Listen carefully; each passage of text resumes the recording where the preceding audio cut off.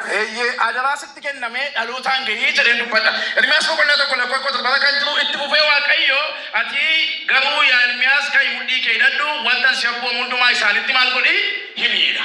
Ermiyaasiin kaasee wanta inni abboomu akka dubbatu barbaade seenaa isaa baay'ee dubbachuu hin danda'u seenaa raajii kana garuu immoo ergichaan dubbadha daqiiqaan qabu gabaabaadha garuu akka ba'umsaatti dubbadha. Ermiyaasiin Waaqayyo gaafa abboomu duuba boqonnaa tokko jalqabee barannaan mucaa dhaluu jalqabeetu ergaan sitti kenna sagaleen sirkaa qabaa dhaqi dubbadhu hin sodaatin ana Waaqayyo si wajjin taa'aa jedha. Ermiyaasitti Waaqayyo maal kennaa adaraatti kennaa jira. Galfataaf adaraa kana fuudhee dhaloota biraan akka ga'u gochaa jira. Garuu dursinee adaraa yookiin galfata jechuun maal jechuudha? Adaraa nama akkamitti laattatu yookiin galfata nama akkamitti laattatu? Namni adaraa wayii kan itti laattatu biyya fagoo deemuuf ka'ee qulfii mana isaa kan itti laatu warqee yookiin immoo waan qabu adaraa dheet kan itti laatu nama amanuudha. Hattuutti laattatan nama mana dhawwata laattatan nama mandara keessa haasaan dhaabbata intaanitti laattatan nama amanan tokkottitu adaraa laattatu galmaannaa gaajirni yaadu. Waan kun adaraadha mucaa koo naa qabi obboleessa koo naa qabi gaafa deemuun sirkaa fudhaa jedhu yookiin abaluun biraan naa ga'ee jedhu. Adaraa jechuun nama amanan tokko ittiin naagaa mujee nama yaadanidha.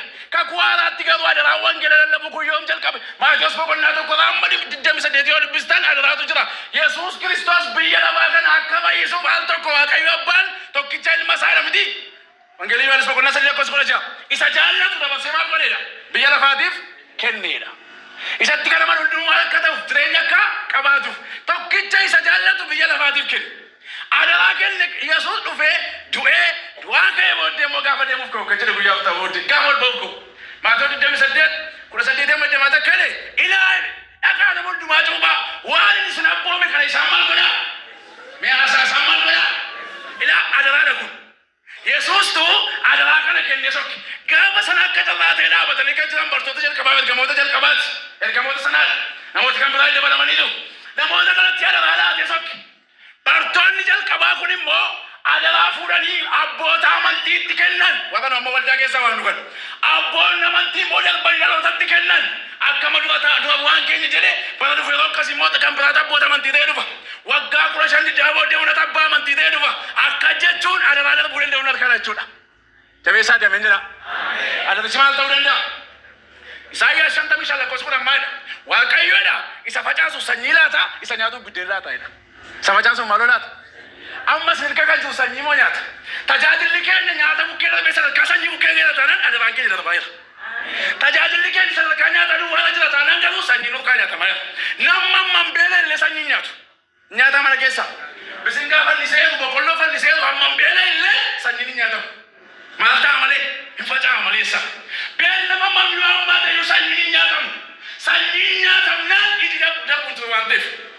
Sagalee wangeelaa bukkeetti biddeen duwwaa ta'eera taanaan sanyiin badeera. Waldaa kana keessa maqaa Yesuusiin sanyiin hin badin. Tajaajilaan kan maqaa Yesuusiin sanyiin hin badin. Sanyiin bannaan waldaan du'eera. Sanyiin facaacuu taanaan waldaan du'eera. Abboonni astaan irratti boonyee yookiin seenaa isaanii gaafa dhaggeeffannu imimmaan qabachuu hin dandeenye abboonni kan biraan gaafa dhufan garuu namni dhiisee baqata. Sababiin isaa sanyii nyaata waan ta'eef Waaqayyo sanyii nyaachuu nu haa oolchu. Phaawulos akka jedha tokkoffaa Qorontos boqonnaa 9 lakkoofsa 16. Adaraasitti kenname dhalootaan kee kan jiran dhaabadheera tokkoffaa Qorontos 9:16 yoo sa'aatiin koo wangeelaawitti maddeen dhufee ammastiin uma lallabaa. Akkayidha. Wangeela lallabuu kootiin hojjechuu hin danda'u. Kana himuun ana hin barbaadama. Wangeela yoo lallabuudhaa baadhe garuu anaaf mi'aasa anaaf maaloo anaaf wayyoo jedhu. Wangeela lallabuu kootiif of tuulummaan qabu of himuu hin qabu. Wangeela lallabuu yoo hin baadhe garuu eenyuudhaaf wayyoo? Anaaf wayyoo jedhetti fekka jedha. Fedha kootiin utuun kana godhe gatii nan gaafadhan ture yookiin immoo gatii nan argadhan ture. Fedha koo malee ergatee garuu hojiin kun Waaqayyo biraa adaraa natti kennamuu isaati jedha gosa tokko. Laasni galeera amma tuun fedha koo dubbadhe waan kanaaf gatii barbaadeedha. Asirra dhaabadhee hamma kana wacee weellisaan tokko yookiin immoo gaazexeessaan tokko dhaabatee kuma 100 mallatteessee waan yaabu lallabaan tokko san dhaabatee yamma kana fachuu danda'a ture. Garuu waan asuma dhufuun koo fedha koo miti. Erga fedha koo hin dhumne fedha isaa ta'eeti wanti kun eessaa dabalatti kenname. Haasaa eenyu bukkeedha? Waaqayyo bukkeedha. Jabeessaa deemee jira. Al tokko seetanii waan godhamu. Waaqayyo kennaa raajummaa lallabaa faarfannaa worshipii waan tokko nutti gaafa kennu of tuulummaa duukaa nutti kenna.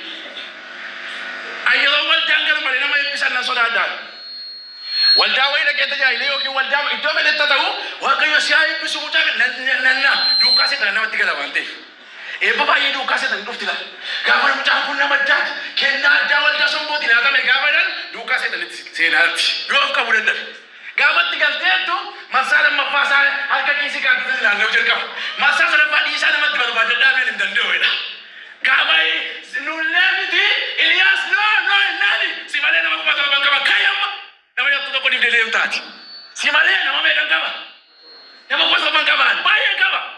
Argitanii ta'e kanaaf waan geera lallabuuf tulummaan hin barbaachisu. Faarfachuudhaaf waaqeffachiisuudhaaf waan beela gochuudhaaf tulummaan hin barbaachisu. Garuu waan geera lallabuu yoo hin baanne anaaf wayyoo adaraan harkaa waan ta'eedhaaf kunan fedha koo miti adaraadhaadha. Adaraadhaadha. Egaa kun kiristaanota guutummaatti kenname adaraan kun. Kiristaanummaa jechuun kun isa hojii argamoota boqonnaa 11:26 moggee jarattiin kun maaloo dha maqaa moggaasan kiristaanota dha wata godhamitoota. Kiristaanota jechi jedhu sun yoo laaltanii maqaa jaalalaatiin miti bara sana kan waamamu.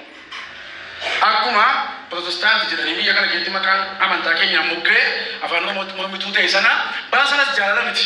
Warri kaan ilaa jala kun hordofaa Kiristoos jedhanii midhiisa itti moggaasan miti. Warri kaan immoo ilaa jalatti sun kiristaanota dhan maqichi maqaa yeelloo ture itti yeellaama maqichatti. Bara sana maal ta'ama jedhe itti yeellaama. Kanaaf Roomee boqonnaa 10:10 maayidha Phaawulos garaa keetti yoo amante afaan kee yoo dhugaa baate fayyitaa. Inni jedhamni manatti galte dhokatte. Hinamaanii manatti galte hinamanuu manatti galte dubbatan Roomee boqonnaa 10 chimeetu akkale garaatti namantaa eeyyeettamte afaan yoo dhugaa baate malee moo fayyittu beene. Itti yeellaamu waanteef. Sigilee namas bukkeetti baati wangeelatti yeellaan godhaani. Haadholiin jira qasa namatti bu'aa wangeelatti yeellaan